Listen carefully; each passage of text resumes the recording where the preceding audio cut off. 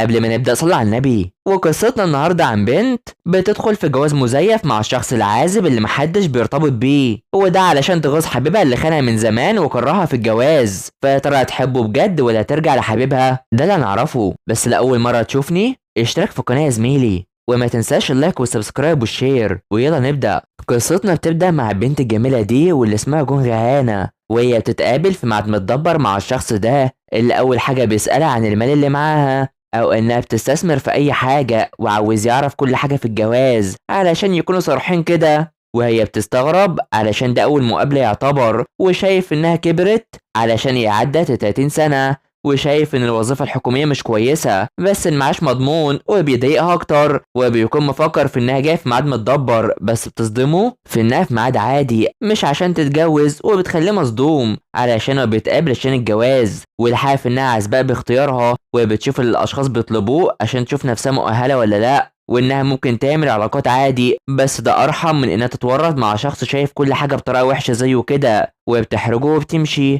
فبنروح للزفاف ده واللي بيكون كويس، وبياخدوا رأي الأشخاص في الجواز، واللي الكل بيكون حابب العزوبية أصلا. وهي بتظهر إن مفيش حد مجبر على الزواج علشان كل واحد ملزوم يعيش براحته، وبتكون بتمارس الرياضة وبتروح تغني، وبتعرف نفسها في إنها جون رهانة عندها 29 سنة وعزباء باختيارها. فبتروح تحاول تحقق الحاجات اللي عايز تعملها وتغني، وإنها بتركز على نفسها بس في شقتها الهادية دي، وبتكون حاطة أهداف عايزة تحققها، خصوصا إنها موظفة حكومية مرتبها ضعيف بس بيقضيها، وعايزة يوم ما تتجوز صح علشان حياتها الجاية تكون كويسة. وهي حاليا مبسوطة عشان هي وحيدة. فبيعدي اليوم مع جون رهانة وهي في مركز مدينة أونج كونج، وبتشتغل وبتقول فإنها طالما عايزة تحافظ على العزوبية بتاعتها فلازم تتمسك بعملها. وبيجي لها فون وبيزعقوا فيها علشان عاوز يتكلم مع مديرها، واللي بيروح يمشي وعشان كده بيقفل في وشها. ومن هنا الراجل ده بيجي وهو معاه القمامة دي عشان قال لهم قبل كده انهم يهتموا بيها، وبيزعق ومش بينفع معاه تهديد جون رهانة خالص، وبيقرر ان يحدفوا فيها، والكل بيتصدم من ده اصلا. وفونها بيقع وبتتخيل الاغاني، بس ان المياه الوحشه دي بتغرقها حرفيا وبتخليها مصدومه كتير، وبتبوظ كل حته في المكتب. والموظفين بيتصدموا وبتقول في ان الوظيفه بيحصل فيها كل ده ولازم تستحمل. فبنروح لمحافظ سيك اللي بيشوف تحديات خاصه بالزواج، ومش عاوز يخسر ضد محافظ كونغ عشان هو بيشجع على الجواز، وبيكون بيتكلم مع مساعده عن انهم لازم يعملوا برنامج بيساعد على الجواز، على الرغم في ان ده مش موجود، وده هيكون في صالح جوسيك عشان لو عمل كده يعيد انتخابه. وهيعزز الروح المعنويه للجواز، وعاوز يكون فريق كويس، وده اللي الموظفين بيروحوا يشوفوه. وكمان هنا بتروح تشوف ده وهي ريحتها وحشه جدا بسبب اللي حصل لها، وبتتكلم مع زميلها ان محدش يقدر يقنع شخص مش عاوز يتجوز اصلا، بس بيكون اللي يعمل كده يتقرب من المحافظ. وبتروح وهي رافضه تخلص من ملابسها الغاليه دي، وبتنظف كل حاجه، وده بسبب تهرب مديرها اصلا. واللي بيروح يسال عنها وبيرن عليها بيلاقي في ان فونها بيرن، ومسمياه في انه كلب، ومسجلاه وحاطه رنه فونها كده. وهو بيتصدم وبيلوم على اللي عملته، بس بيقلب ده في انها بتهزر معاه، وعشان كده بتقول له كل الحاجات اللي بيعملها. واللي لما بتشوف انها طولت في الكلام بتلحق نفسها وبتصدمهم، وبيخلوهم يروحوا. وصاحبتها شايفه في ان طالما حطها في دماغه يبقى يخلي حياتها وحشه جدا، فبيمشي وبيكون هو وصل ليها في مشروع تشجيع الجواز ده، وهتمشي من المكتب وهتشتغل كده رغم انها مش عايزه علشان هي عطت ضد الجواز، وعمل كده مخصوص عشان عارف انها تفشل. فبتروح لمكتبها الجديد وبتقابل البنت دي واللي اسمها ليجي كيونغ، ودي حامل وعايشه بسعاده، وبترحب بقى في الانضمام لفريقهم، وبتعرفها مكان المكتب واللي بيجي يساعدها وهام بين، وده في فترة اختبار وبيحب يعمل كل حاجة. بل بتشوف زميلها التالت اللي اسمه غسون جو، وده ملتزم بعمله على طول، وبيروح يتعرف بيها ومفكر في انها خبيرة في الجواز، وبيتبسط ولسه ما يعرفوش انها اتجبرت على المكان ده اصلا، وبتصدمهم جدا، وبيفكروا في ان لسه ما عندهمش قائد ولسه مش متفاهمين، وهي حاسه انها تعاني معاهم هنا. فبتروح تقعد علشان تشرب مع زميلتها دي اللي في المقهى واللي اسمها مونيون غون، وشايف انها بعد ما كانت مش حابه الجواز فهي اللي هتروج لها حاليا. فبتروح البيت وهي حزينه على اللي حصل لها، وبتروح ترتاح وبتفتكر قبل 3 سنين انها اشتغلت في الوكالة، بس مديرتها كانت بتعاقبها على حاجات كتيرة ملهاش ذنب فيها، وانها بلاش تبين مشاكلها في العمل. واللي بتروح وام الشخص اللي اتجوزته مراته صابته وجابت كل اللوم عليها، وقتها اتعقدت من الجواز او حتى الارتباط وقررت تكون لوحدها. وبعد ما كانت تتجوز كل حاجه ضاعت، خصوصا انها كانت تتجوز حبيبها تشو جون. وفي يوم وهي مروحه شافت في ان حبيبها بيخونها،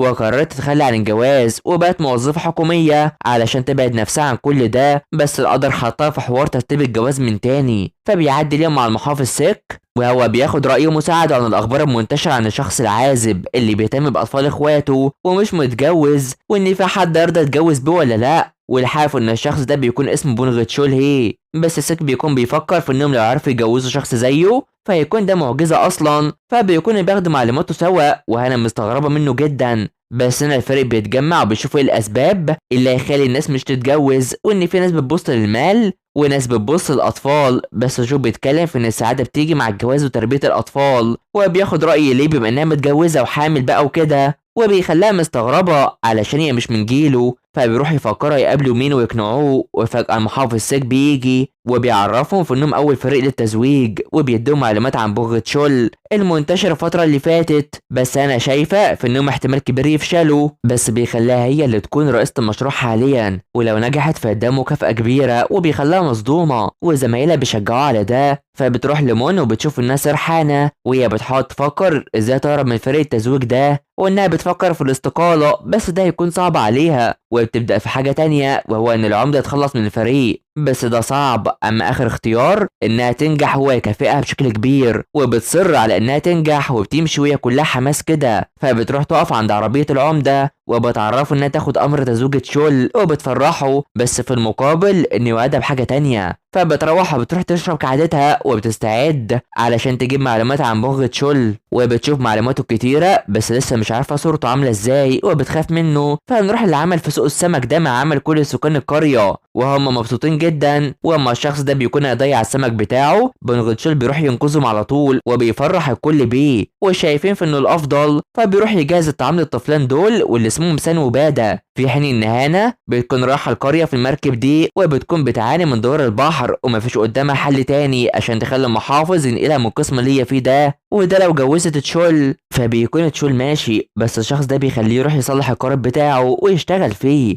بس فجأة بيجيله فون، في حين ان هانا بتوصل وناوية تدور على تشول، واللي فجأة بتشوف شخص بيتكلم وانه يقطعهم، وبتفكر في ان رجل عصابات وبتخاف كتير وبتقع. وهو بيشوف ده وبيكون رايح عليها وبتفكر في انه يقتلها، وبتتخيل كل حاجة وبتطلع تجري وبتحاول تدافع عن نفسها ومش فاهم اي حاجة اصلا. فبتروح تجري كتير عشان تهرب منه. بس فجأة الطفلان دول اسمهم سان وبادا بتسألهم عن تشول، وبيقول انهم مش عارفينه وشايفين في ان ريحتها وحشة وبيمشوا. فتشول بيدوق الاكل اللي مع سكان القرية وبيمشوا لما الاطفال بيوصلوا، في حين ان هانا بتروح تقعد وبتحاول تسأل وبتدور على تشول. وعشان كده بيكلم رئيس القرية بارك وبيكون عارفها بالفعل وعايزة تقابل تشول، واللي لما بيعرف من سان وبادا بيتصدم علشان ازاي في ست بتسأل عنه كده بخصوص الجواز، وبيعرفهم في ان ملوش اي علاقات لغايه ما بارك بيكلمه. فبيروح لها وبتتصدم منه وهو مكشر كده، وبتعرف نفسها علشان هي كانت خايفه كتير فازاي تكون موظفه حكوميه ومش عارفه ازاي تعرف تجوز الشخص ده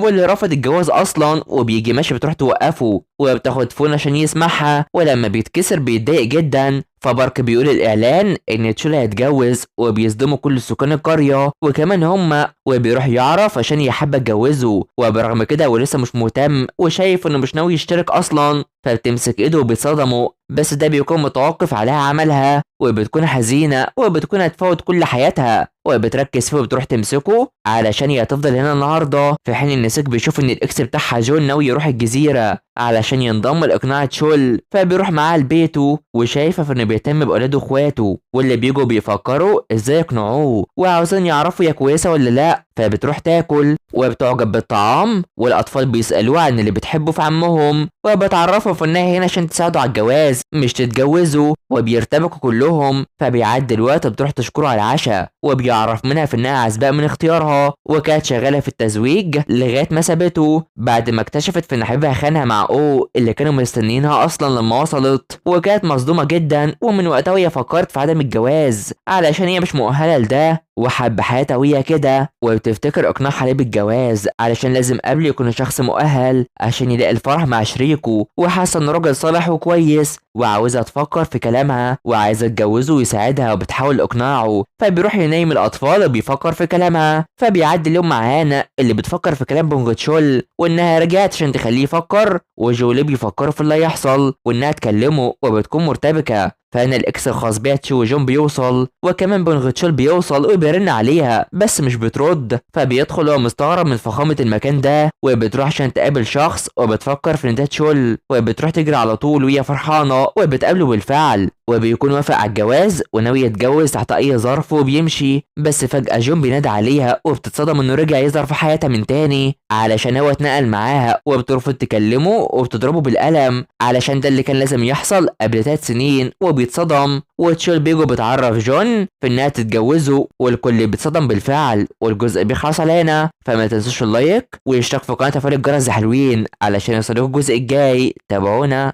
سلام.